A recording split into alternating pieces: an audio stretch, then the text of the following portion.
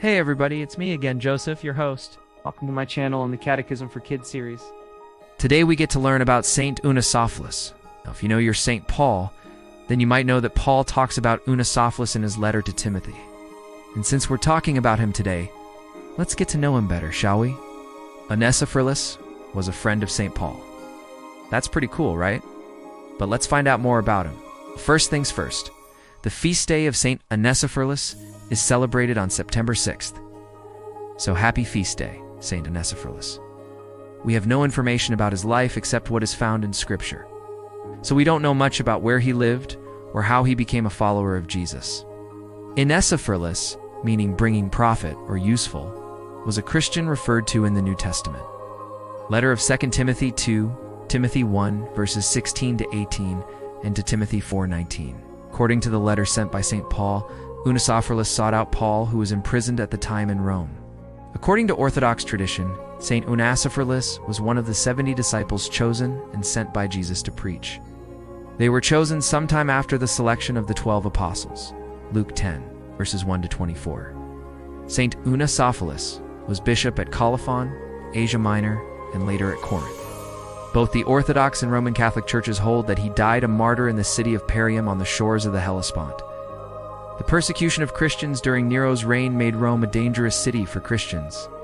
Paul praises Onesiphorus for his hospitality, kindness, and courage. Onesiphorus is contrasted with the other Christians in Asia who have deserted Paul at this time. In 2 Timothy 1, verses 16 to 18, Paul sends a greeting to the man's household in Ephesus and refers to the help he showed Paul earlier in Ephesus. Timothy, who led the Ephesian church, is familiar with these acts. Paul's praise of Onesiphorus is significant because it was written shortly before Paul's death as a final encouragement to Timothy. But now, at the time of correspondence, only Luke alone is with Paul, because Paul speaks of Onesiphorus only in the past tense, wishes blessings upon his house family, and mercy for him in that day. Some scholars believe that Onesiphorus had at this point died. Towards the end of the same letter, in 2 Timothy 4:19, Paul sends greetings to Priscilla and Aquila in the house of Onesiphorus, again apparently distinguishing the situation of Onesiphorus from that of the still-living Priscilla and Aquila. Paul's reference to Onesiphorus, along with 2 Maccabees 12, verses 40 to 46, cited by Catholics, is one of the early examples of prayer for the dead, while some Protestants opposing this practice reject such an interpretation. Remarkably, Onesiphorus made a 1,000-mile journey over 3 large bodies of water from one continent to another, from Ephesus today, Turkey, to Rome today, Italy, to specifically search for and find Paul in prison so as to comfort him. He is commemorated on September 6th in Roman Catholic Church and September 7th in Orthodox Church. He should not be confused with the Onesiphorus of Ephesus, who was martyred with Porphyrius during the Diocletian persecution, and is commemorated on November 9th. Do you have a friend like Onesiphorus? Someone who isn't afraid to stand up for you and be your friend in front of everyone else? If you do, that's amazing. Let's give each other a big thumbs up for being such good friends. Onesiphorus also brought refreshment to Paul. This could have been in the form of food or drink, but I think what he brought was more than that.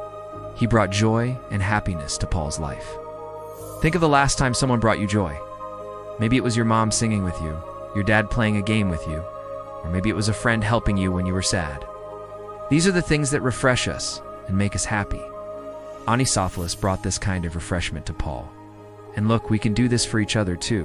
When we encourage our friends and spend quality time with them, we bring a bit of happiness into their lives. And that's something to celebrate. Lastly, children, let's remember that friendship is a gift from God. A friend loves at all times. A brother is born for adversity. Proverbs 17:17. So let's be like Saint Onesiphorus, who brought God's love to Paul through his friendship.